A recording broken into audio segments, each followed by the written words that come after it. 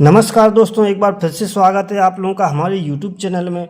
दोस्तों, अगर आपके पास भी फिनो पेमेंट बैंक की BCID है और आप इसे मोबाइल में यूज करना चाहते हैं तो कैसे इसे यूज करते हैं। अगर दोस्तों आपने न्यू ID ली है तो उसे कैसे आप एक्सेस कर पाएंगे। तो सबसे पहले दोस्तों आपको मोबाइल में यूज करने के लिए आपको फिनो मित्रा एप्लीकेशन को यहाँ पर इंस्टॉल करना होगा। तो मैंने पहले से इंस्टॉल किया हुआ है, तो आपको इंस्टॉल कर लेना है। इसके बाद आपको ओपन कर लेना है। जैसे ही दोस्तों आप ओपन करेंगे तो आपके पास कुछ ऐसा इंटरफेस आ जाएगा। तो जो भी आपका यूज़र नेम है वो आपको यहाँ पर डाल लेना है और कंटिन्यू वाले ऑप्शन पर क्लिक कर देना है। तो चलिए मैं यहाँ पर डाल लेता हूँ। इसके बाद दोस्तों यहाँ पर आपको नीचे अपना जो भी पासवर्ड हो वो पासवर्ड आपको यहाँ पर डाल लेना है। पासवर्ड डालने के बाद दोस्तों आपको लॉगिन वाले ऑप्शन पर क्लिक कर देना है। जैसे ही दोस्तों आप लॉगिन वाले ऑप्शन पर क्लिक करेंगे आपके सामने कुछ ऐसा इंटरफेस आ जाएगा। तो अगर दोस्तों आपके पास कोई फिनो पेमेंट बैंक का कस्टमर आया है तो आप उनका कैश विड्रॉल कैसे करेंगे। सबसे पहले आपको उनका यहाँ पर मोबाइल नंबर या फिर अकाउंट नंबर आपको डाल लेना है। मोबाइल नंबर डालने के बाद दोस्तों आपको सर्च वाला ऑप्शन यहाँ पर दिखाई देगा, इस पर आपको क्लिक कर देना है। इसके बाद दोस्तों आपको यहाँ पर कस्टमर का अकाउंट सिलेक्ट कर लेना है। जैसे ही दोस्तों आप अकाउंट को सिलेक्ट करेंगे यहाँ पर आपको कुछ सेकंड का वेट करना है। यहाँ पर डाउनलोड एप्लीकेशन सेटिंग यहाँ पर इसके बाद आपको यहाँ पर कुछ ऐसा इंटरफेस आ जाएगा। तो यहाँ पर आप देख सकते हैं जो भी अकाउंट होगा, गुल्लक सेविंग अकाउंट है, तो जो भी अकाउंट होगा आपको यहाँ पर शो हो जाएगा। यहाँ पर आपको कस्टमर का नाम शो हो जाएगा। इसके बाद अगर आप कैश विड्रॉल करना चाहते हैं तो यहाँ पर आप कैश विड्रॉल का ऑप्शन है, तो यहाँ से आप कैश विड्रॉल कर सकते हैं। यहाँ से फिनो पेमेंट बैंक के ग्राहक का कैश डिपॉजिट कर सकते हैं। दोस्तों अगर कोई दूसरा व्यक्ति आता है, कोई अदर बैंक का आता है, तो आपको उनका कैश विड्रॉल कैसे करना है।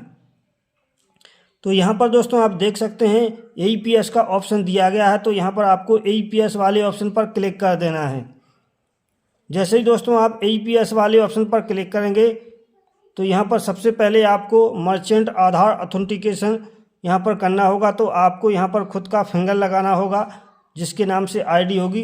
तो चलिए हम यहाँ पर अपने डिवाइस को यहाँ पर कनेक्ट कर लेते हैं। इसके बाद यहाँ पर आपको डिवाइस आपको अपनी कनेक्ट कर लेनी है।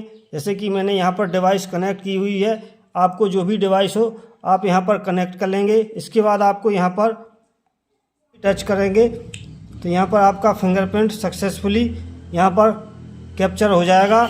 इसके बाद आप यहाँ पर देख सकते हैं AEPS 2 फैक्टर सक्सेसफुली यहाँ पर हो चुका है। इसके बाद दोस्तों यहाँ पर आपको फिनिश वाले ऑप्शन पर क्लिक कर देना है। इसके बाद दोस्तों आपको फिर से यहाँ पर क्लिक करना है। इसके बाद दोस्तों यहाँ पर कुछ ऐसा इंटरफेस आ जाएगा। तो यहाँ पर दोस्तों आप AEPS कैश विड्रॉल कर सकते हैं, AEPS मिनी स्टेटमेंट देख सकते हैं और यहाँ पर AEPS बैलेंस इंक्वायरी कर सकते हैं और यहाँ पर AEPS स्टेटमेंट और यहाँ पर AEPS आधार पे भी आप इसमें यूज कर सकते हैं और AEPS कैश डिपॉजिट का भी इसमें ऑप्शन दिया गया है। तो आपको जो सर्विस यहाँ पर यूज करना है उस पर क्लिक करेंगे। इसके बाद यहाँ पर दोस्तों सबसे पहले आपको कस्टमर का बैंक सिलेक्ट कर लेना है। कस्टमर का आधार नंबर यहाँ पर डाल लेना है। जितना भी अमाउंट आप निकालना चाहते हैं अमाउंट आपको यहाँ पर डाल लेना है। तो चलिए यहाँ पर मैं बैंक सिलेक्ट कर लेता हूँ। जो भी आप यहाँ से सर्च भी कर सकते हैं। तो यहाँ पर इंडियन बैंक है, तो आप देख सकते हैं यहाँ पर इंडियन बैंक लिख कर आ गया है। इसके बाद यहाँ पर आपको कस्टमर का आधार नंबर डाल लेना है।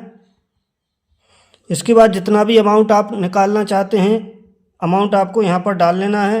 मैं यहाँ पर 500 रुपये निकालने वाला हूँ। इसके बाद यहाँ से भी आप सिलेक्ट कर सकते हैं। ये डिटेल डालने के बाद दोस्तों आपको यहाँ पर नेक्स्ट वाले ऑप्शन पर क्लिक कर देना है। तो यहाँ पर आपको बैंक का नाम शो हो जाएगा, आधार नंबर के 4 डिजिट शो हो जाएंगे, यहाँ पर अमाउंट शो हो जाएगा।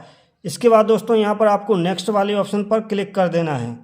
इसके बाद यहाँ पर दोस्तों आपको सिलेक्ट ऑथेंटिकेशन वाले ऑप्शन पर क्लिक कर देना है। इसके बाद यहाँ पर कस्टमर आधार ऑथेंटिकेशन यहाँ पर आपको इस बॉक्स को चेक मार्क लगा देना है। इसके बाद स्क्रॉल करना है और यहाँ पर कैप्चर बायोमेट्रिक वाले ऑप्शन पर आपको क्लिक कर देना है।